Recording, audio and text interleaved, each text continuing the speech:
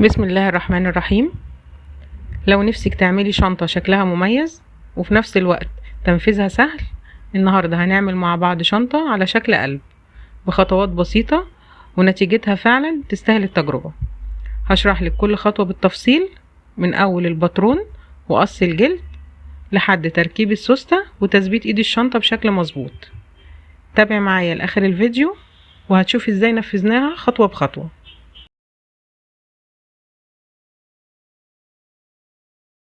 زي ما احنا شايفين القلب هنا مقاسه 20 في 20.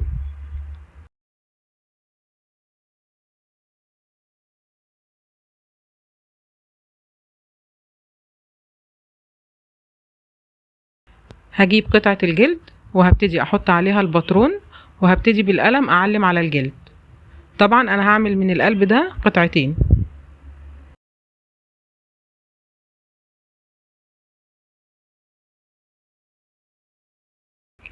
بالنسبه لمقاس القلب اللي انا قلت لكم الطول والعرض، انا بس بقول لكم المقاس عشان تتخيلوا حجم الشنطه اللي انا هنفذها.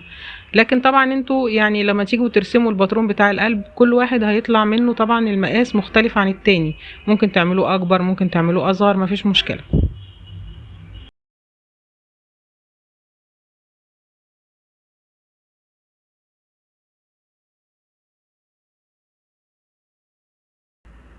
كده زي ما احنا شايفين انا قصيت خلاص القطعتين، والقطعة دي انا فتحت فيها سوستة طولها 14 سنتي في 1 سنتي. زي ما احنا شايفين انا فاتحاها بميل كده بتدي شكل جميل قوي. وده السوفليه بتاع الشنطة، الطول بتاعه انا عاملاه 65 سنتي في العرض 5.5.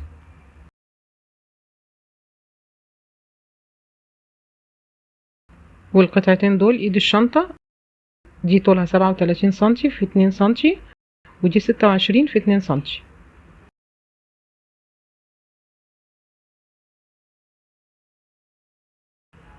والقطعتين الصغيرين دول اللي انا هثبت فيهم ايد الشنطة، الواحدة فيهم طولها 7 سنتي في 2 سنتي. والقطعة دي انا هركب فيها ابزيم هيكون زي حلية كده على وش الشنطة. ودول السوستتين اللي انا هركبهم في الشنطة. السوستة الكبيرة دي اللي انا هركبها في الشنطة من فوق، والسوستة الصغيرة دي اللي هي هتركب في ظهر الشنطة.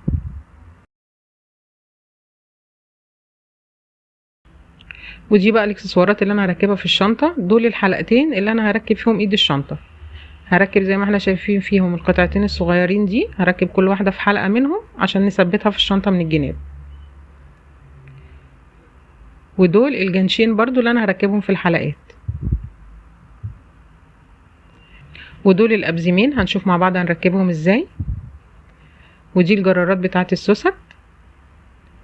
ودي الايد الاكسسوار اللي احنا هنركبها. احنا هنعمل للشنطة ايد جلد وايد اكسسوار. هنا اول حاجة انا جبت قطعة الجلد اللي انا عاملة فيها فتحة للسوستة.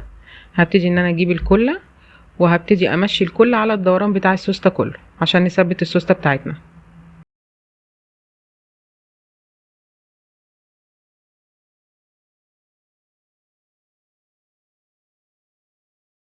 زي ما احنا شايفين انا بحاول اخد بالي قوي وانا بستخدم الكلة علشان ما تجيش على وش الجلد.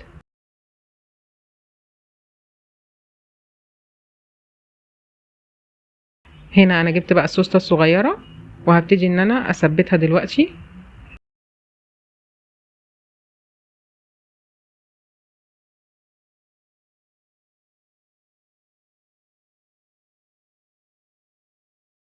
كده خلاص انا ثبتت السوستة بتاعتي، شايفين مظبوطة ما فيهاش اي مشكلة. هبدأ اجيب برجل العلام وهفتحه على نص سنتي وهبتدي اعلم بالبرجل على دوران السوستة كله عشان التخريم والخياطة.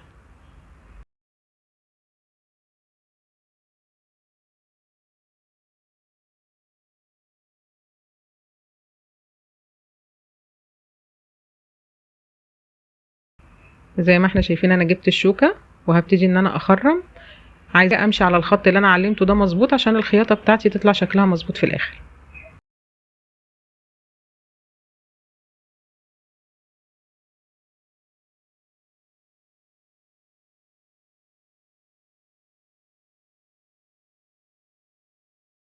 هكمل بس تخريم باقي الدوران وارجع لكم تاني.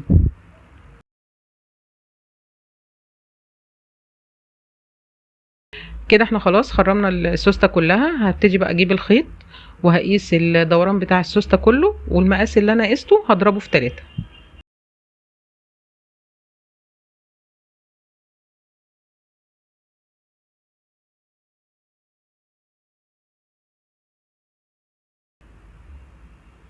زي ما احنا شايفين هنخيط بالابرتين.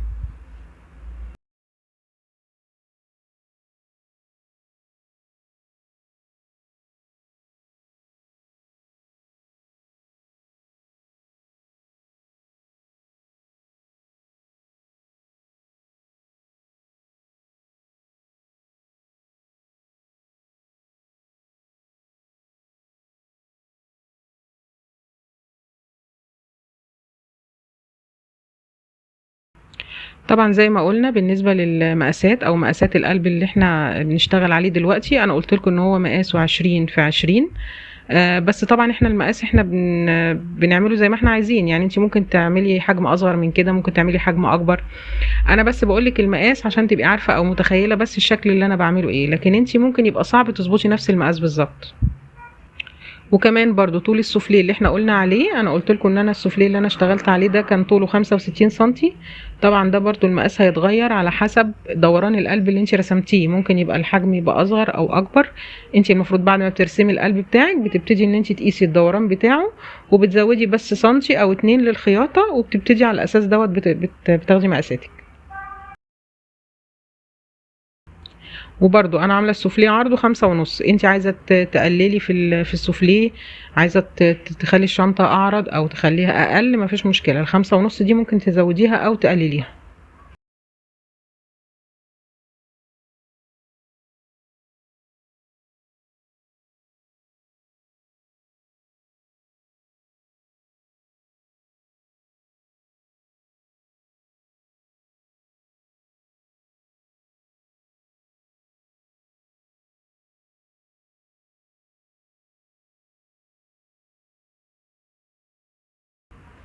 هنا خلاص انا كده خيطت الجزء ده، هكمل بس خياطه الجزء التاني ده وهرجع لكم.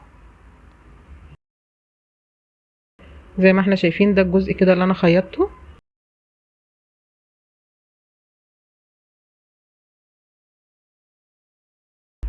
هنا انا جبت الكله، وهبتدي بقى ان انا احط الكله على الجلد عشان نلزق البطانه.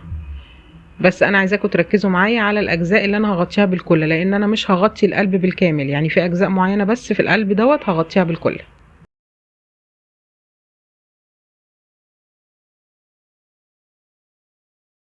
زي ما احنا شايفين الجزء اللي فوق السوستة ده انا غطيته كله، لكن الجزء اللي تحت السوستة هنبتدي نحط الكل على حروف الجلد بس، وده طبعا عشان يبقى فيه مكان للجيب.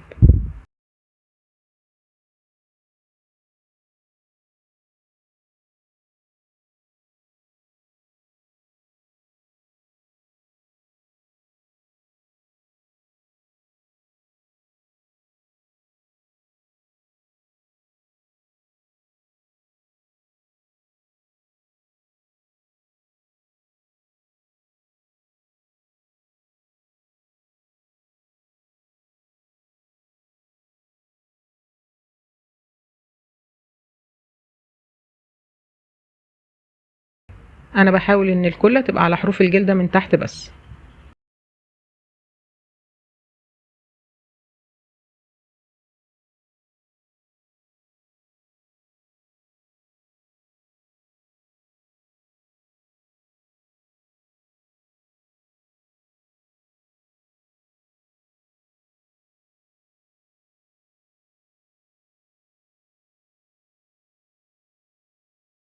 هبتدي كده الزق خلاص اهي الحروف.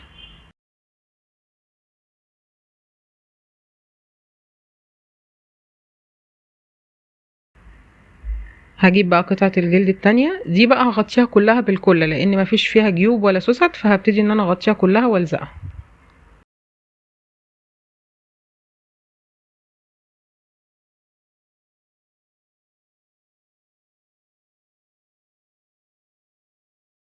زي ما اتفقنا نخلي بالنا واحنا بنعمل الكل على الجلد عشان ما تجيش على وش الجلد.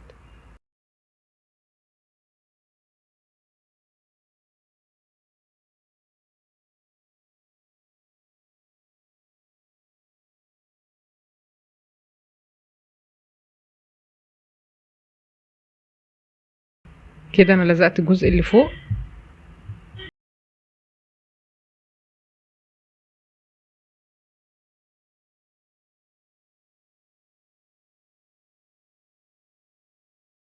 هبتدي بقى احط الكل على باقي القلب من تحت وهلزقه.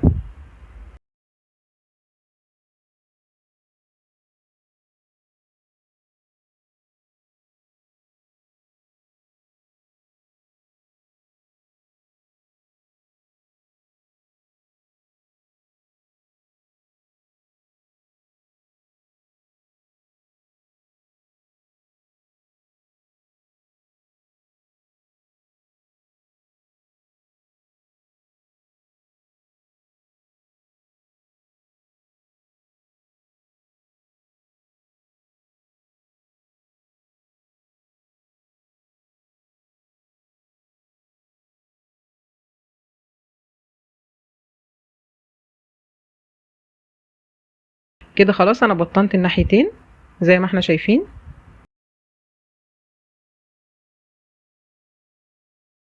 وبالنسبة بقى للجزء اللي فوق ده من السوستة انا خيطته بعد ما ركبت البطانة.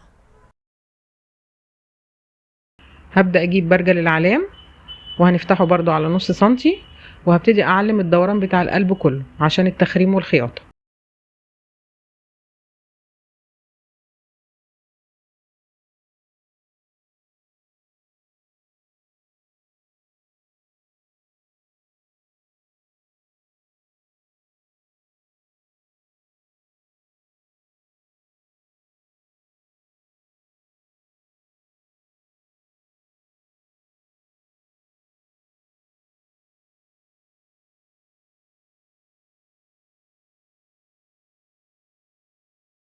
كده خلاص انا علمت القطعتين بتوعي. هبتدي بقى اجيب السنبك اللي هو السنين، وهبتدي ان انا اخرم الدوران ده كله. زي ما احنا شايفين انا بستخدم السنبك الاتنين سن، لان هو اللي هيظبط لي الدوران بتاع القلب.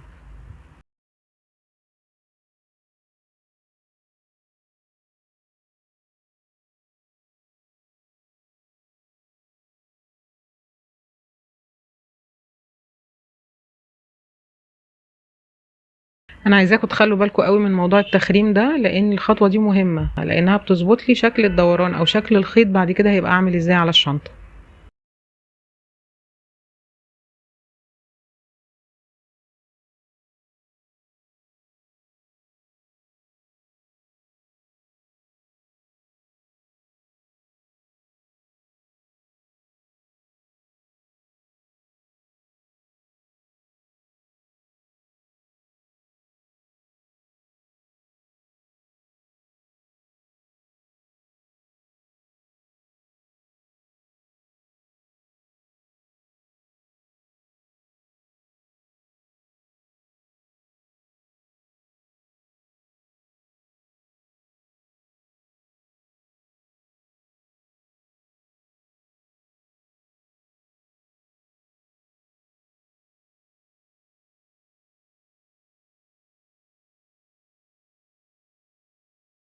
زي ما احنا شايفين انا كده خرمت الجزء ده، هبدا بقى اخرم الجزء التاني وارجع لكم. بالنسبه بقى للسوفليه انا فتحت طبعا الفتحه بتاعه السوسته الكبيره طولها 30 سنتي في سنتي ونص.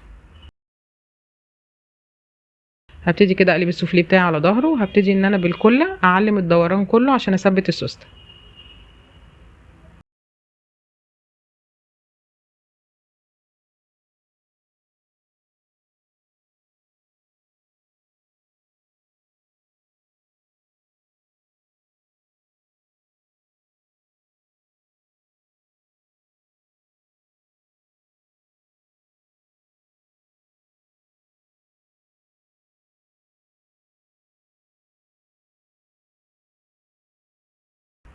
كده خلاص انا حطيت الكل على الدوران كله بتاع السوسته.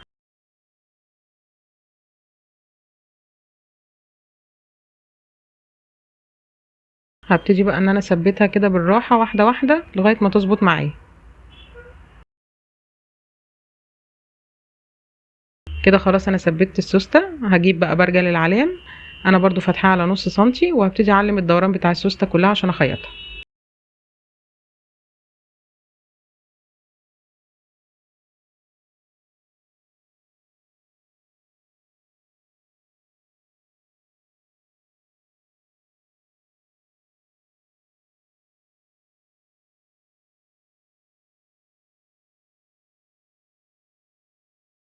هبدأ كمان اعلم دوران السوفليه كله.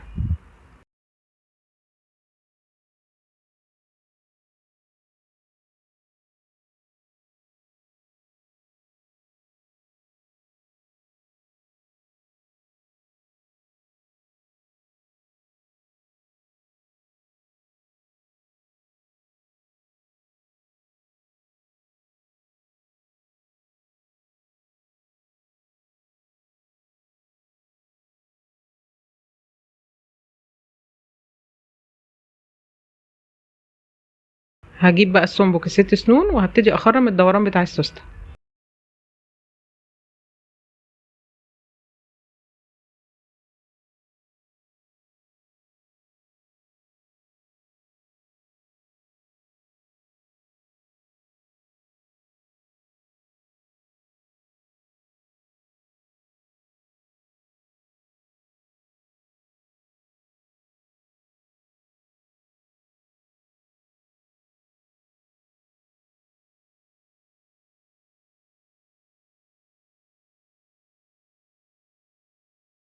هكمل تخريم باقي الدوران وارجع لكم تاني.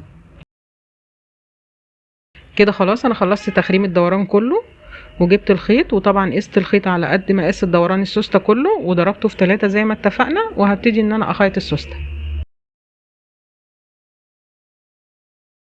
انا بحاول بس ان انا ما اكررش الخطوات تاني عشان ما اطولش عليكم.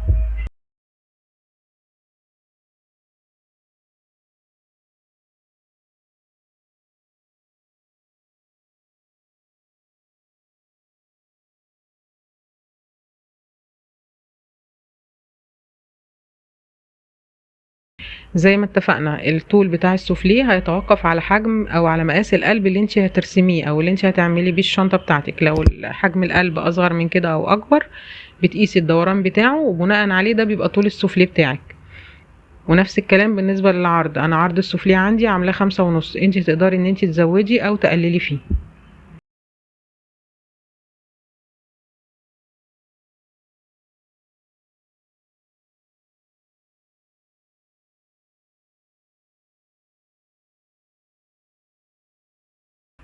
هكمل بس خياطه باقي الدوران وارجع لكم تاني. كده خلاص زي ما احنا شايفين انا خيطت السوسته كلها، وكمان عشان ما اطولش عليكم انا خرمت الدوران كمان بتاع السوفليه كله. كل الجزء اللي انا بشاور عليه ده انا خرمته.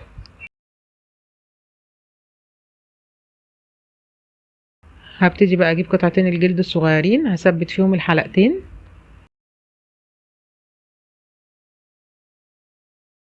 هبتدي اثبتهم كده بالكله. قطعتين الجلد دول هما اللي هثبت فيهم ايد الشنطه.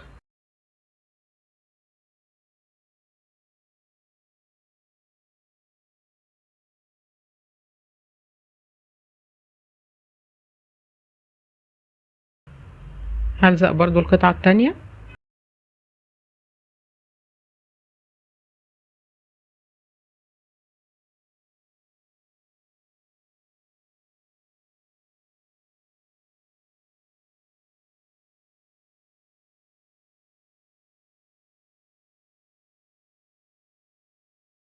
هجيب السنبك وهعمل خرمين في كل قطعه عشان دول اللي انا هثبتهم في الشنطه بالترامس.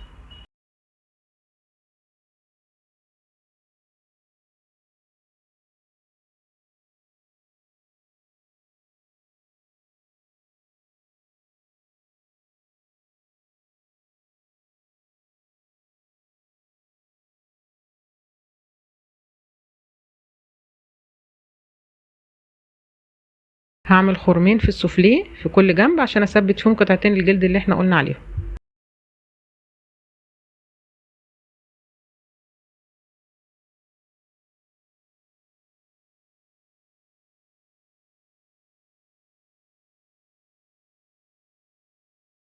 زي ما احنا شايفين دي الترامس اللي انا هثبت بيها قطعه الجلد في السوفليه. هي بتبقى عباره عن قطعتين. القطعه اللي عامله زي العمود دي انا ركبتها في ظهر الجلد.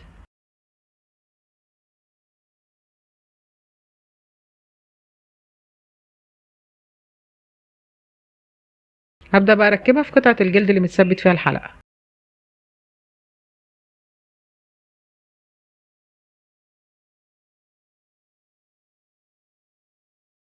وبعد كده هجيب الجزء التاني من الترامس اللي هو عامل زي البومبي ده وهركبه على وش الجلد.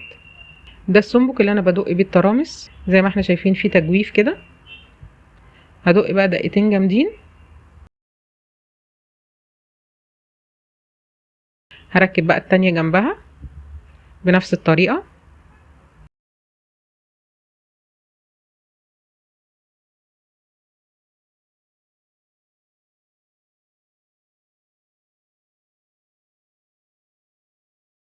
كده زي ما احنا شايفين ركبت معايا اهي بكل سهولة. هركب الناحية التانية. انا عامله لكم فيديو منفصل عن طريقة تركيب الترامس، لو بصينا على الشاشة من فوق دلوقتي هتلاقوني حاطه لكم اللينك بتاع الفيديو، تقدروا ترجعوا له وهتعرفوا بالظبط بنركب الترامس ازاي.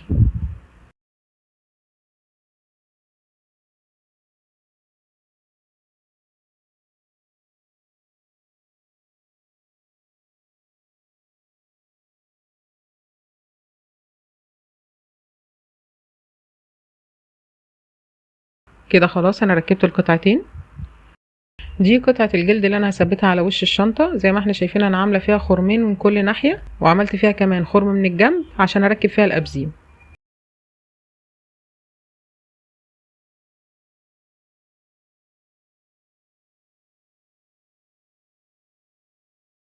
ده الابزيم اللي انا هركبه فيها.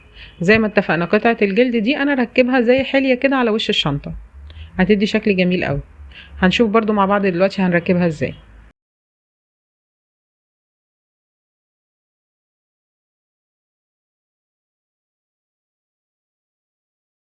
هتبقى بالشكل اللي احنا شايفينه ده. هنا انا ركبت 3 ترامس في كل ناحية، بتدي شكل جميل قوي. طبعا دي كلها اذواق، عايزين تعملوها او تركبوا الترامس دي مفيش مشكلة، مش عايزين براحتكم. هبتدي بقى اجيب الخيط بتاعي وهقيس الدوران بتاع القلب. زي ما احنا شايفين انا قست بس نص القلب، يعني انا ما قستوش كله، والمقاس اللي قسته ده هضربه في 3، وهقول لكم ليه دلوقتي.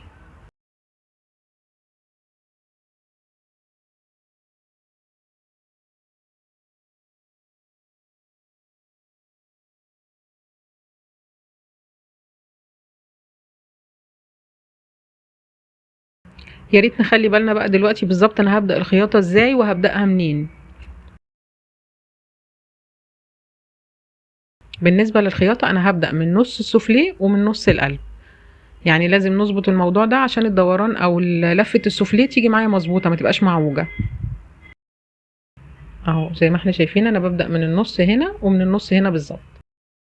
طبعا انا معلماها وعارفاها بالظبط، يعني انا مش بدخلها كده الابرة بشكل عشوائي. زي ما احنا شايفين انا هبدأ من النص وهمشي كده ناحية الشمال، هكمل لغاية القلب من تحت.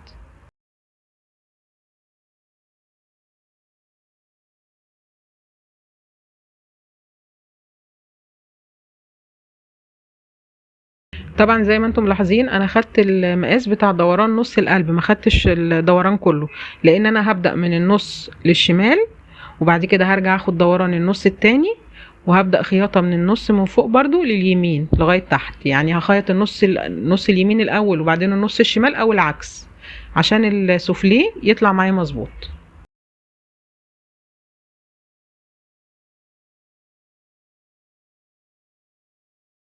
لو مشينا بنفس الخطوات اللي احنا قلنا عليها ان شاء الله هيطلع القلب مظبوط معانا، مش هيبقى فيه مشكلة.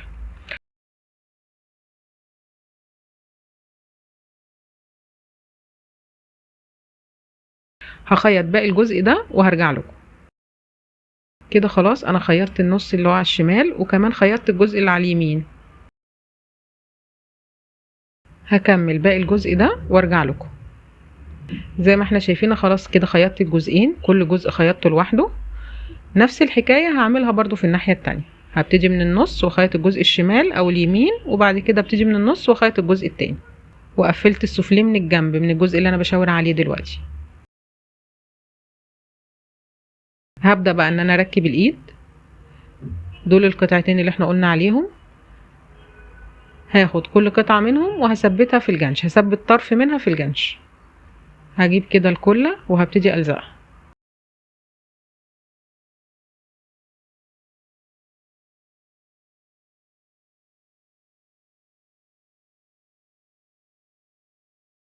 كده انا لزقت خلاص القطعة الاولى، هبتدي بقى الزق التانية.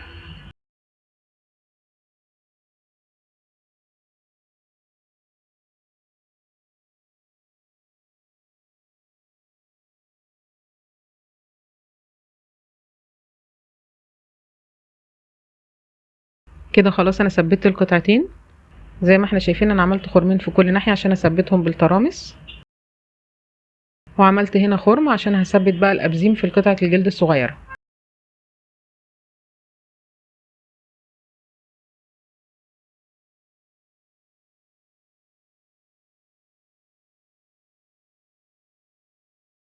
بعد ما ركبت الابزيم هبتدي ان انا الزق الجزء ده بالكله كده واثبته.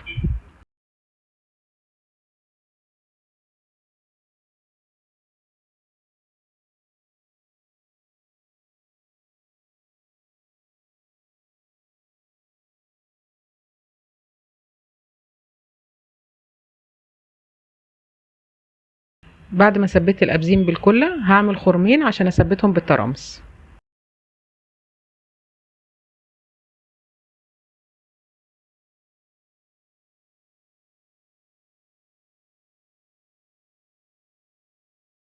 هبتدي بقى اركب الترامس بنفس الطريقه اللي احنا شفناها من شويه.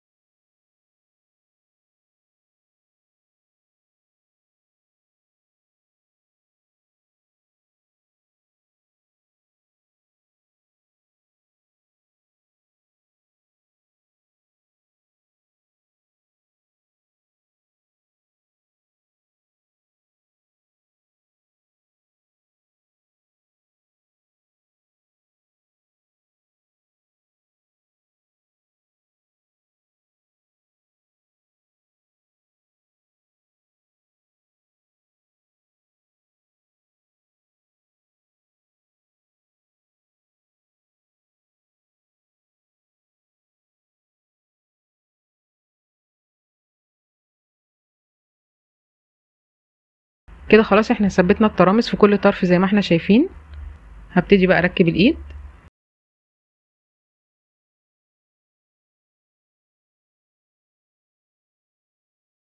وطبعا بالنسبه للابزيم انا عملت كذا خرم فيها، عملت 4 خروم علشان نقدر نطول او نقصر ايد الشنطه.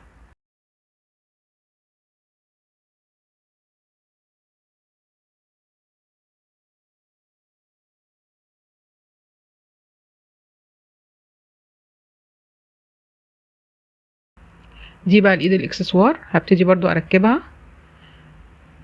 طبعا بتدي شكل جميل جدا، ولو انت بقى حابه تشيليها بالايد الجلد او بالايد الاكسسوار هيبقى عندك الاختيارين يعني. وممكن على فكره تخلي واحده بس منهم وتلغي التانية، مفيش مشكله.